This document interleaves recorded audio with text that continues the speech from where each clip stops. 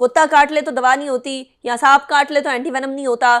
मैं तो अपनी कौम को कहता हूँ, क्यों सारी दुनिया के आगे भिखारियों की तरह भीख मांगते हो? कि इस वक्त सैलाब ज़दा इलाकों में बहुत सारी ऐसी ख़वातीन हामला हैं जिनके बच्चों की पैदाइश इसी महीने जो है वो एक्सपेक्टेड है। पाकिस्तान के अंदर इस टाइम पर सैलाब ज़दगान शदीद मुश्किलात का सामना कर रहे हैं। हाथ जोड़ के मैं कर्ज करूं, मैं उस वक्त से डर रहा हूं, शेख रशीद उस वक्त से डर रहा है, मुल्क हाथ से निकलता जा रहा है। डेंगू और मच्छरों ने उनका हाल बुरा किया हुआ है, तो दूसरी तरफ सैलाबी पानी खड़ा होने की वजह से शदीद मुश्किलात खाने पीने के हवाले से पैदा होने के साथ साथ सांपों का काटना बड़ा आम हो गया है। सिंध के अंदर भी और बलोचिस्तान के अंदर भी मुश्किलात बढ़ती चली जा रही हैं, और इन मुश्किलात के अंदर मेडिकल इमरजेंसीज जो है उनको केटर करना भी मुश्किल होता जा रहा है। अभी तक सैलाब ज़दगान इमदाद के मुंतज़िर है। बहुत सारी जगहों पर अभी वाफिर मकदार के अंदर इमदाद नहीं पहुंच सकी। 1/3 पाकिस्तान इस वक्त इनंडेटेड अभी भी और अफेक्टेड अभी भी है, क्योंकि हमारी कौम बदतमीज है, जिससे पैसे लेने उसी कमजोर। देखें, कमजोर भिखारी की पहचान क्या होती है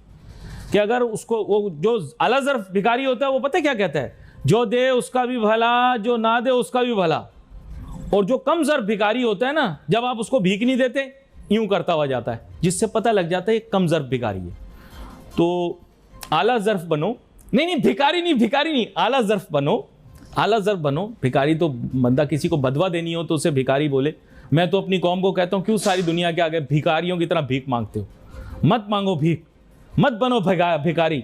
लोगों को बहुत सारी वबाई, बहुत सारी ऐसी बीमारियां जो कि वाटरबोर्न बीमारियां हैं, बहुत सारी ऐसी बीमारियां जो कि मच्छरों से है, और बहुत सारी ऐसी बीमारियां जो पेट और जिल्द के अमराज हैं, इन जैसी बीमारियों के अंदर लोग मुब्तला हो गए हैं और ना आगे जा सकते हैं ना पीछे जा सकते हैं। अल्लाह के आसरे में खुले आसमान तले बैठे हुए हैं। इंडिया में का जो एरेबल लैंड है वो सबसे ज्यादा है, नंबर 1 पे उसकी लैंड आती है, एग्रीकल्चर जमीन।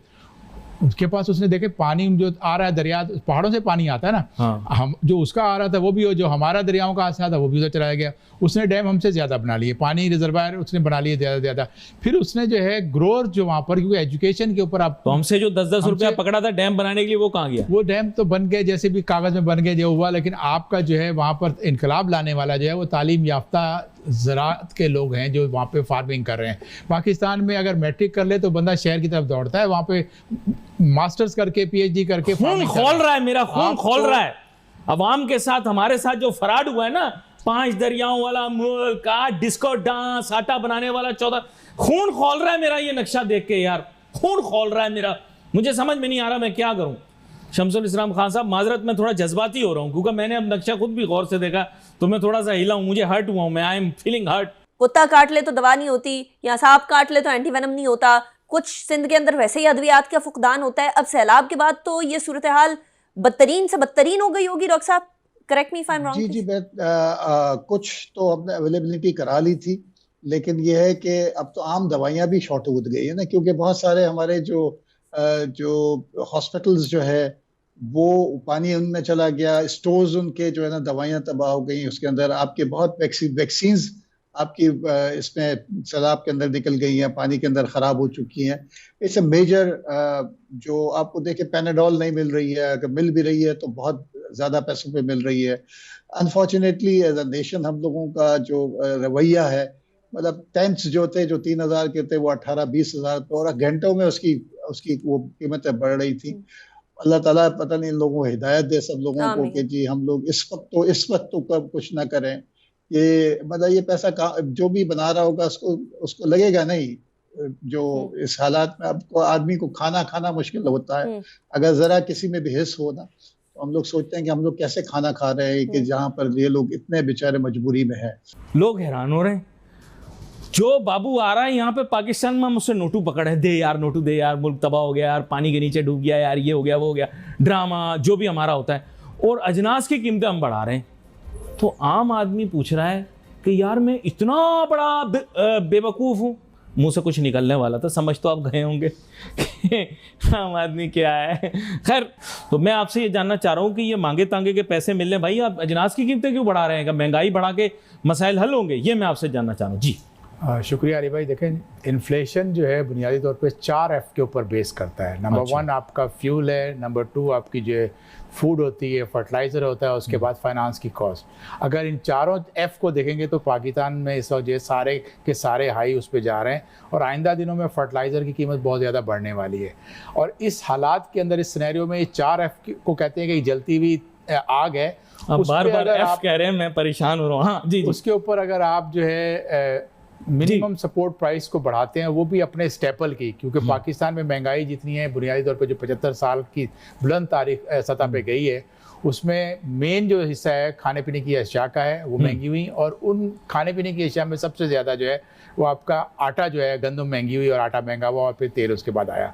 तो इस वक्त तो पाकिस्तान में कोई 110 से लेकर 120 रुपये 25 रुपये किलो तक आटा बिक रहा है मार्केट में। चक्की आटा आपको 120 से 25 मिलता है, जो आम मिलों का आटा है वो आपका कोई 110 तक हो जाएगा। ऐसे हालात में अक्लमंदी नहीं थी कि आप अपनी गंदम की फसल, जो उसकी सोइंग जो है वो अगले 2 महीने के बाद स्टार्ट होगी, नवंबर, क्योंकि अब आपका सैलाब की वजह से थोड़ा सा लेट तो हो गया है, उसको अगर आप बढ़ाने जाओगे तो जो वो सपोर्ट प्राइस जो मुसलसल 1300 से बढ़ा के 2200 पे ले आए, और जिसकी अभी हालिया फेडरल गवर्नमेंट ने कैलकुलेशन की थी कि 2495 रुपये जो है वो मन रखी होगी गंदम की लागत।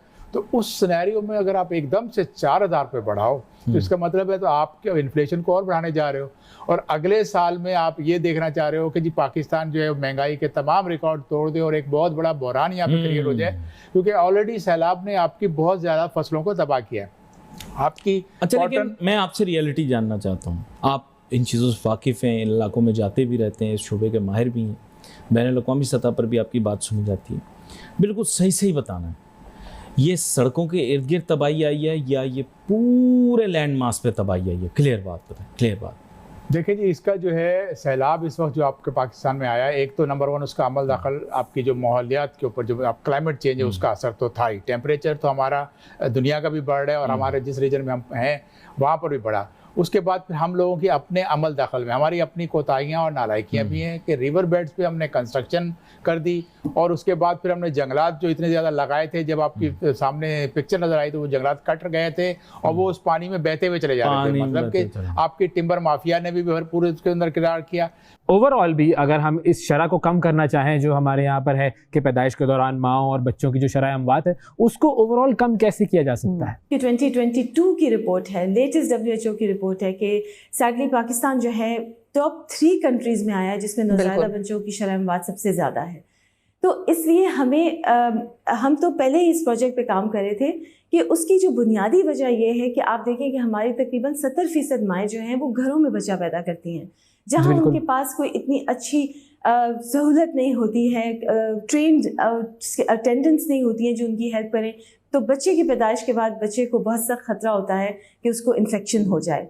तो ये जो क्लीन बर्थिंग किट्स होती हैं, जैसे मैंने आपको बताया कि इनके अंदर अगर आप WHO के मुताबिक ये 6 अशिया डाल के माँ तक पहुँचा दें तो बहुत मुमकिन है कि जो माँ की मौत की वजूहात है, जो कि ज़्यादा खून बह जाना और इन्फेक्शन, और बच्चे की जो मौत की वजूहात है विच इज़ इन्फेक्शन, उससे बहुत हद तक तदारुक हो सकता है।